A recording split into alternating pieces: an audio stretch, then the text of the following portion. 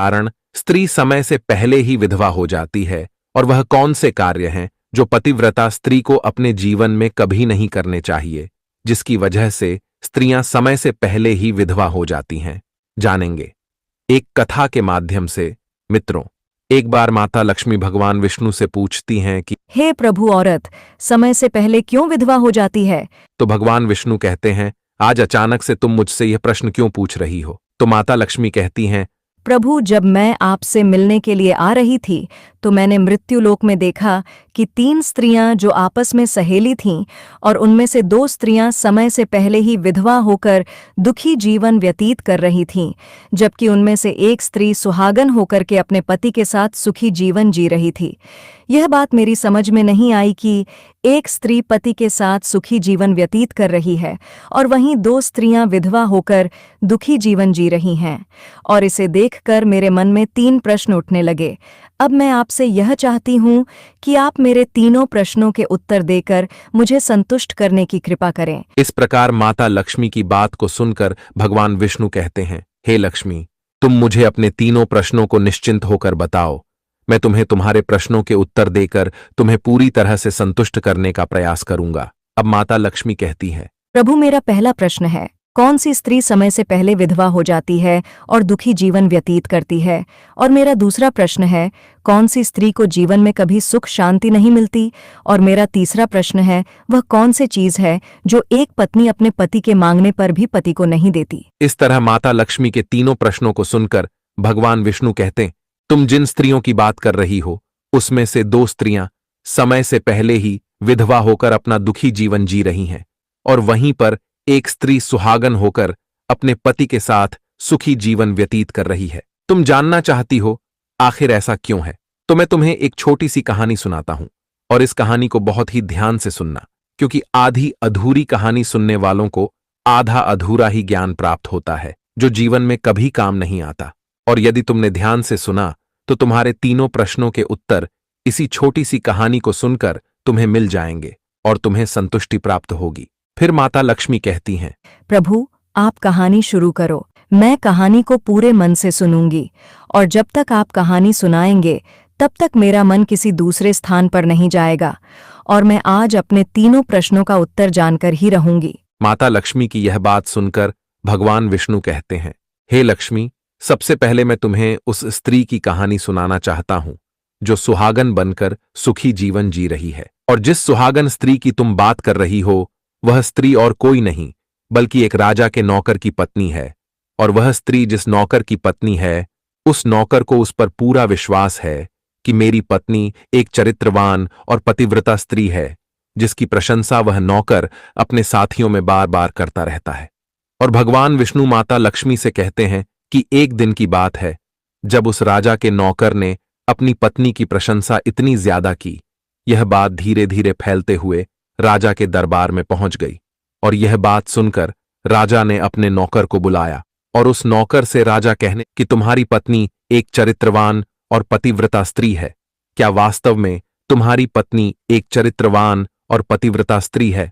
और क्या तुमको पूरा विश्वास है कि तुम्हारी पत्नी एक पवित्र स्त्री है और तुम्हारे अलावा पराये मर्द को आंख उठाकर भी नहीं देखती, और इस बात का कोई साबूत है? राजा की इस बात को सुनकर नौकर कहने लगा, महाराज, मुझे अपनी धर्मपत्नी पर पूरा विश्वास है कि वह एक पतिव्रता स्त्री है और मेरे अलावा वह पराये मर्दों को नहीं देखती। नौकर की इस बात को सुनकर राजा का महामंत्री कहने लगा, यदि मैं तेरी पत्नी का पतिव्रता धर्म नष्ट कर दूं तो तुझे क्या सजा मिलनी चाहिए? फिर नौकर ने कहा, यदि तुम मेरी पत्नी का पतिव्रता धर्म नष्ट कर देते हो तो महाराज, मुझे फांसी की सजा दे देना। और नौकर ने राजा से कहा, महाराज, यदि ये मेरी पत्नी का पतिव्रता धर्म खंडित नहीं कर पाए तो इनको भी कुछ सजा मिलनी चाहिए। नौकर की यह बात सुनकर राजा ने कहा कि मंत्री को भी फांसी की सजा दी जाएगी। मंत्री ने यह बात स्वीकार कर ली और नौकर से पूछा कि क्या वस्तु लाऊं जिससे तू मान ले कि मैंने तेरी पत्नी का धर्म खंडित कर दिया? तो नौकर ने कहा, मेरे विवाह के समय पर मुझे एक मटका और एक कतार मिली थी, और ये दोनों चीजें मेरी पत्नी ने बहुत ही संभाल कर रखी हैं, क्योंकि ये दोनों चीजें सुहाग की निशानी हैं। यदि तुम यह दोनों चीजें मेरी पत्नी से लाकर मुझे दिखा दोगे तो मैं मान जाऊंगा कि मेरी पत्नी का पतिव्रता धर्म तुमने नष्ट कर दिया है। तब मंत्री ने नौकर की यह शर्त स्वीकार कर ली और वह मंत्री शहर में जाता है और एक दूती से जाकर मिलता है और जो काम कोई नहीं कर पाता वह काम वो दूती कर देती थी। और मंत्री ने उस दूती को सारी बात बताई और कहा, तू कैसे भी करके उस नौकर की पत्नी से मेरा संपर्क करवा दे, इसके बदले तुझे जितना धन चाहिए मैं उतना धन देने को तैयार हूं। इस तरह मंत्री की बात सुनकर दूती कहने लगी, मंत्री, तुम जिस औरत के बारे में बात कर रहे हो वो औरत पूरी तरह से पतिव्रता है और वो किसी के बहलाने फुसलाने से तुमको मटका और कतार नहीं देगी और वो तेरी ओर थूकेगी भी नहीं और उसके परिवार के व्यक्ति बहुत खूंखार है जो तेरी खाल उतार लेंगे। ये बात सुनकर मंत्री कहने लगा, यदि तू मेरा उससे संपर्क नहीं करवा सकती है तो एक काम कर दे, उसके घर जाकर उसका मटका और कतार चुराकर मुझे दे दे और उसकी पत्नी के गुप्तांग के पास यदि कोई निशानी हो तो वह निशानी मुझे देखकर बता दे, फिर मैं तुझे मुंह मांगा इनाम दूंगा, तुझे जितना धन चाहिए उतना धन मैं दूंगा, बस तू मेरा यह काम कर दे।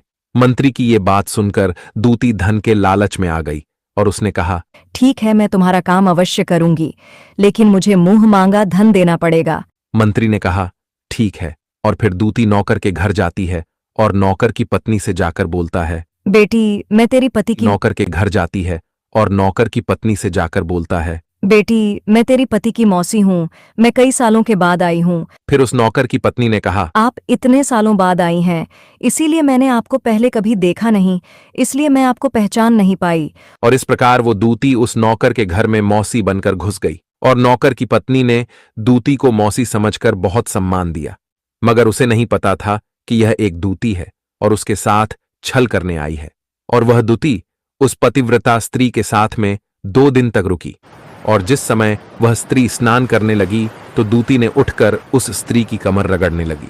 उस पतिव्रता स्त्री ने बहुत मना किया, फिर भी वह दूती नहीं मानी और कहने लगी, तुम मुझे अपनी बेटी से भी ज्यादा प्यारी लगती हो तो मना मत करो, काफी दिनों के बाद में मेरी और तुम्हारी मुलाकात पहली बार हुई है। और ऐसा कहकर वह दूती मुख पर हाथ फिराने लगी, फिर आंखों को धुलने के बहाने से उस पतिव्रता स्त्री की आंखों में पानी मार दिया और उस स्त्री की आंखें बंद हो गईं। और इस तरह गुप्तांग के पास में जांघ पर एक तिल था जो दूती ने देख लिया और उसका काम बन गया। और जब स्नान करने के बाद में नौकर की पत्नी रसोई में खाना बनाने लगी तो दूती को मटका और कतार चुराने का मौका मिल गया और उसने मटका और कतार चुरा लिया और वहां से ये दोनों चीजें चुराकर भाग गईं और सीधा जाकर मंत्री के पास पहुंची और उस मंत्री को मटका और कतार दे दिया और उस नौकर की पत्नी के जांघ पर तिल की निशानी है ये भी बता दिया। और मंत्री मटका और कतार लेकर सीधा राजा के दरबार में जा पहुंचा और राजा से कहा, महाराज, मैं नौकर की पत्नी के साथ 2 दिन रहकर आया हूं और ये मटका और कतार उसी ने मुझे दिया है। इस तरह मंत्री की ये बात सुनकर राजा ने दरबार लगाया और नौकर को बुलाया और मंत्री से सभा में मटका और कतार नौकर को दिखाने के लिए कहा जो दूती उस नौकर के घर से चुराकर लाई थी और मंत्री को दिया था। फिर राजा के कहने पर मंत्री ने उस नौकर को मटका और कतार दिखाया और उसकी पत्नी की जांघ पर तिल है ये भी बताया। मंत्री की ये बात सुनकर नौकर मान गया कि वास्तव में आज मेरी पत्नी ने अपना पतिव्रता धर्म पूरी तरह से नष्ट कर लिया है और नौकर का अपनी पत्नी से विश्वास उठ गया। फिर राजा ने शर्त के मुताबिक नौकर को फांसी की सजा सुनाई और 15 दिन बाद फांसी देने का आदेश दिया और कहा कि नौकर को 15 दिन के बाद फांसी पर चढ़ाया जाएगा। और फिर नौकर से उसकी अंतिम इच्छा पूछी गई और नौकर ने कहा कि मेरी अंतिम इच्छा ये है कि मैं आखिरी बार अपनी पत्नी से मिलना चाहता हूं। और इस तरह राजा ने नौकर को आज्ञा दी कि तुम अपनी पत्नी से मिल सकते हो। फिर नौकर अपने घर गया और अपनी पत्नी से कहने लगा कि तुमने मेरे साथ बहुत बड़ा विश्वासघात किया। मैंने तुम पर विश्वास करके राजा के सामने मंत्री से ऐसी शर्त लगाई थी और राजा के दरबार में मैंने कहा था कि मेरी पत्नी एक चरित्रवान और पतिव्रता स्त्री है और उसके पतिव्रता धर्म को कोई नष्ट नहीं कर सकता। यदि कोई नष्ट कर देगा तो मुझे फांसी लगा देना, और तुमने पतिव्रता धर्म नष्ट कर दिया। अब मुझे 15 दिन के बाद में फांसी दे दी जाएगी। तुमने मेरे साथ विश्वासघात किया है। नौकर की ये बात सुनकर उसकी पत्नी, मगर नौकर को अपनी पत्नी पर विश्वास नहीं हुआ और नौकर राजा के दरबार में पहुंच गया।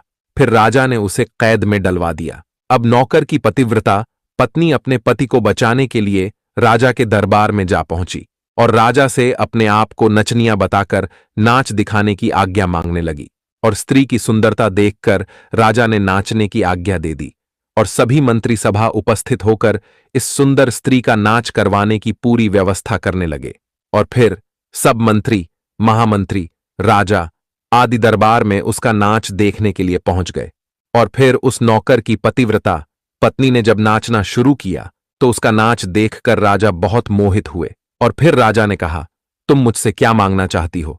मांगो, तुम जो भी मांगोगी मैं तुम्हें दूंगा। फिर उस नौकर की पत्नी ने कहा, महाराज, आपकी सभा में एक चोर है जिसने मेरी सोने की अंगूठी चुराई है और उसे फांसी की सजा दे दीजिए। ये बात सुनकर राजा ने कहा, ठीक है, बताओ मेरे दरबार में तुम्हारा चोर कौन है, मैं उसको फांसी की सजा जरूर दूंगा। और फिर उस नौकर की पतिव्रता स्त्री ने कहा, महाराज, और कोई नहीं, आपके मंत्री ने ही मेरी अंगूठी चुराई है, आप इनको फांसी की सजा दें। जैसे ही मंत्री ने सुना कि ये स्त्री मुझे चोर बता रही है तो तुरंत मंत्री कहने लगा, महाराज, मैं कसम खाकर कहता हूं कि मैंने इसकी अंगूठी नहीं चुराई है और मैंने इसे आज तक कभी देखा ही नहीं है, तो मैं इसकी अंगूठी कैसे चोरी कर सकता हूं? मैंने आज तक इसकी शक्ल ही नहीं देखी है, आज पहली बार मैं इसकी शक्ल देख रहा हूं। और जैसे ही मंत्री ने कहा कि मैंने इस स्त्री की आज तक शक्ल ही नहीं देखी है तो वो स्त्री कहने लगी, महाराज, इस मंत्री ने मुझे पहले कभी देखा ही नहीं, तो आप इससे ये पूछो कि यह मटका और कतार कहाँ से लाया है। और मैं उसी नौकर की पत्नी हूँ जो आपके यहाँ पर नौकरी करता है और आप मेरे निर्दोष पति को फांसी पर चढ़ाने वाले हैं, इसीलिए मुझे नचनिया बनकर आना पड़ा। और अब मैं आपको इस मंत्री की पूरी सच्चाई सुनाती हूँ। ये जो आपका मंत्री है, इसने मेरे पास में अपनी एक दूती को मेरी मौसी बनाकर भेजा था और उसने धोखे से मेरी जांघ के तिल का पता लगाया और उसी दूती ने ये मटका और कतार चुराकर इसको दे दिया। और आपके मंत्री ने इसके बदले उस दूती को बहुत सारा धन दिया है और मेरे साथ यही छल हुआ है महाराज, और मैं आज भी पतिव्रता हूँ। स्त्री की इस बात को सुनकर राजा ने दूती को बुलाया। फिर उस दूती ने राजा के डर से मंत्री की सारी सच्चाई राजा को बता दी, जिससे राजा ने उस नौकर को अपनी कैद से रिहा कर दिया और उसकी जगह मंत्री को फांसी पर चढ़ा दिया। और कहानी को आगे बताते हुए भगवान विष्णु कहते हैं, हे लक्ष्मी, इस प्रकार उस नौकर की पतिव्रता स्त्री ने अंत में राजा से कहा, महाराज, मैं अपने पति से बहुत प्रेम करती हूँ, मैं एक चरित्रवान स्त्री हूँ और मैं कभी भी अपने मुंह से अपने पति का नाम तक नहीं लेती हूँ। इस प्रकार भगवान विष्णु कहते हैं, हे लक्ष्मी, मेरी कहानी पूरी हो गई। अब तुम अपने तीनों प्रश्नों के उत्तर सुनो। तुम्हारा पहला प्रश्न था, कौन सी स्त्री समय से पहले विधवा हो जाती है? तो जो स्त्रियां अपने मुंह से अपने पति का नाम लेती हैं और उनको हमेशा नाम से ही बुलाती हैं, वे स्त्रियां समय से पहले ही विधवा हो जाती हैं और बिना पति के दुखी जीवन व्यतीत करती हैं। क्योंकि यदि कोई स्त्री अपने पति का नाम मुंह से लेती है तो पति की उम्र कम हो जाती है और समय से पहले ही उस स्त्री के पति की मृत्यु हो जाती है और स्त्री समय से पहले ही विधवा होकर एक दुखी जीवन जीती है। बस यही कारण है कि तुम जिन 3 सहेलियों की बातें कर रही थीं, उनमें से 2 विधवा इसी कारण से हुई हैं और उनमें से एक जो पतिव्रता स्त्री थी, यह स्त्री कभी भी अपने पति का नाम मुंह से नहीं लेती थी, जिसके कारण वह आज भी सुहागन है और सुखी जीवन व्यतीत कर रही है। और वो दोनों स्त्रियों जो समय से पहले विधवा होकर दुखी जीवन जी रही हैं, वो हमेशा अपने पति को नाम लेकर बुलाती रहती थीं, जिसके कारण उनके पति की उम्र कम होती चली गई और फिर उन दोनों के पति की मृत्यु समय से पहले ही हो गई और दोनों स्त्रियां विधवा हो गईं और आज वह दुखी जीवन जी रही हैं। इसलिए किसी भी स्त्री को अपने पति का नाम अपने मुंह से नहीं लेना चाहिए। और तुम्हारा दूसरा प्रश्न था, कौन सी स्त्री को जीवन में कभी सुख नहीं मिलता है और वो पति के होते हुए भी सदा दुखी जीवन जीती है? तो समझ लो, जो स्त्रियां अपने पति की बिना अनुमति लिए किसी तीर्थ स्थान या उत्सव में जाती हैं, वो कभी सुखी जीवन नहीं जी पाती हैं। ऐसी स्त्रियां जीवन भर दुखी ही रहती हैं और उन्हें पति का प्रेम कभी नहीं मिलता। और भगवान विष्णु माता लक्ष्मी से कहते हैं, तुम्हारा तीसरा प्रश्न था कि ऐसी कौन सी चीज है जो एक पत्नी अपने पति को मांगने से भी नहीं देती है? तो समझ लो, वह चीज गाली है।